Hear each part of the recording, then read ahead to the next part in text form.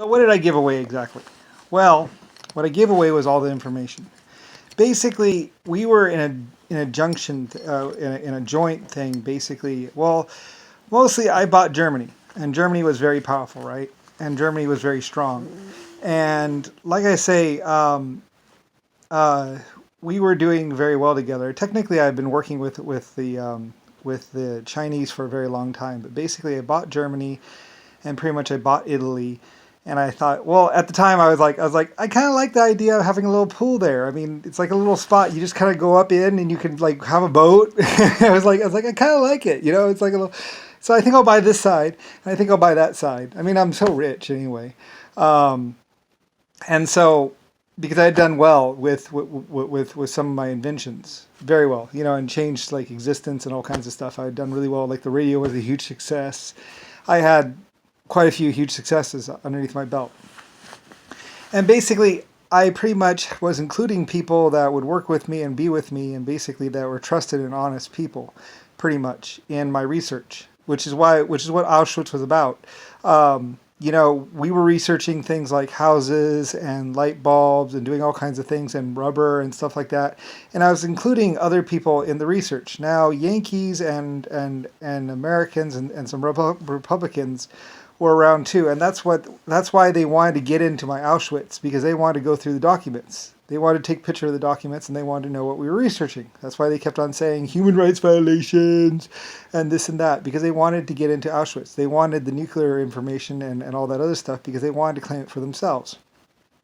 So anyway, so all the research I had done on steam and metallurgy and basically everything that Howard Hughes was, or the company before Howard Hughes, and basically everything pretty much, all the aluminum research, everything like that. Like my scientists knew it basically, and everything and all that. And I had a few people, and like I said, what happened was that was I was very powerful and very rich, right?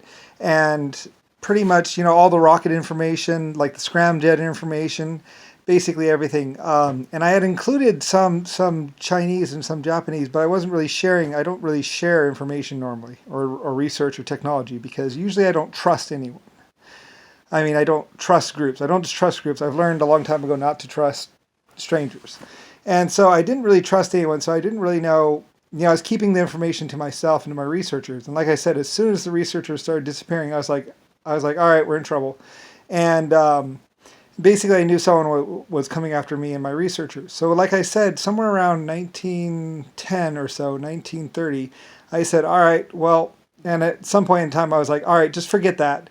I want you to release the information.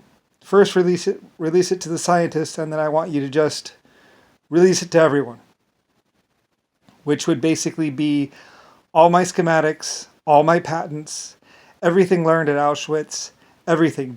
I wanted to do a massive dump of all information research, pretty much. It's one of those ridiculous things that nobody ever does, and you only hear about in the movies.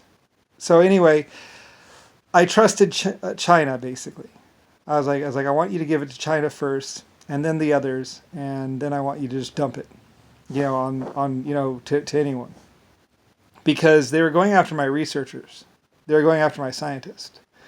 So pretty much, and then what I also did was I named China, or my people in China, as basically the people that would be spearheading. Well, it was supposed to be like a group kind of thing, but I said, but China is the leader in this. You know, as in, I didn't trust anyone other than China. So because China had always been there with me. Anyway, it gets all complicated and stuff like that. But basically, I was giving control of the White Star Line company to the Chinese. That's why the Chinese were providing security, because they had been providing security for me, and they had been doing a very good job, and they were very loyal and very honest and very perfect. And in 2 million years or some odd thousand years, I had never caught them in a lie. A long time ago, I thought they were lying to me, or I thought they were doing something wrong, and it turned out they weren't. It was somebody else that was actually forcing them to do something, and I was like, oh, okay. Anyway, so basically, I just start giving them access to anything that Lucifer White Star Lines knows. China would know. All their scientists. And basically it's a massive amount of, it's all the metallurgy. It's all the, I would give it to the other countries as well, but the difference between everyone else and China is that I gave them the nuclear information too and the bomb technology. I was hesitant at first, and I was like, you know what? I trust them. Go ahead and give them it. So they got the radiation. I mean the nuclear tests, all the information gathered with the nuclear tests, or at least they should have. Like I say, it gets kind of complicated, but basically, and also like the information on the computer stuff that Howard Hughes would have come up with.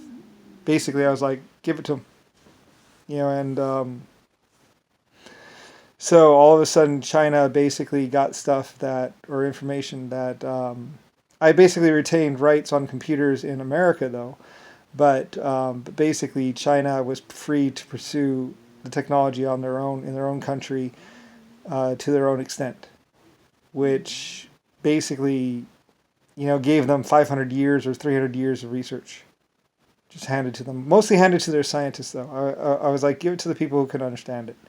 And my Chinese people were always really good about that.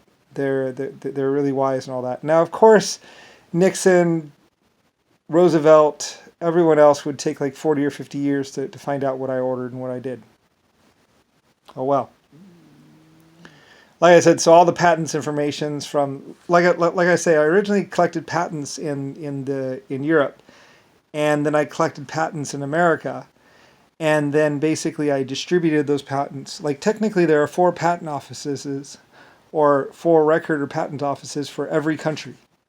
Every country, or at least all the main ones, have a patent room and a patent office where all the patents are listed. So any one country, if you wanted to pull up, if you wanted a water pump, you could just go water pump page 34, water pump. You don't even have to design them. And then there would be a water pump and the metallurgy for it and stuff like that. So some time ago, somewhere around 1800s or 1700s or something, I started working with the Chinese, working with everyone. I was like, let's work together on all this stuff. So we were working together, and it kind of leaves me open because it's like, well, why do they need you? And it's like, well, they don't really need me, but I mean, I guess, in a way I did kind of leave myself open, and maybe my life changed because of the fact that I just gave the information away. But I kept the factories, and I invested wisely myself. Like I said, I still invested in stuff like that for many years. And I actually came out fairly good with the investments. So I am very rich, but as far as the technical information, like I say, I don't like people who hold things back. I don't believe in holding back technology, like the technology for this cup or the technology for this e-cigarette. I do not believe in holding it back. I believe in giving it out there, to the people. I don't believe in forcing someone to buy my e-cigarette or to buy my technology. I believe that information and technology should be free to know about. Now, to build it and all that other stuff, well, that's different. Anyway, though, technically my factories and everything else, I was always the world seller, and basically I trusted them to honor the agreement, basically. And I think they did. I mean, I don't know. I mean, I did really well, so, I mean, I got Louisiana and all the countries, so they helped me sell stuff. They helped me create my store.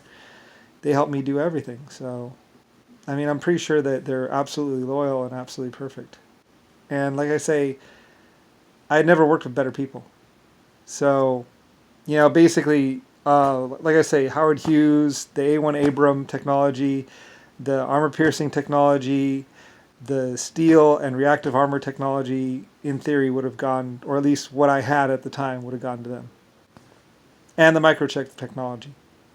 And the Bosch shock technology, everything I had at the time. And that kind of puts my company in a bad place. But I mean, realistically, when you get up to the big things, I don't know. I mean, anyway.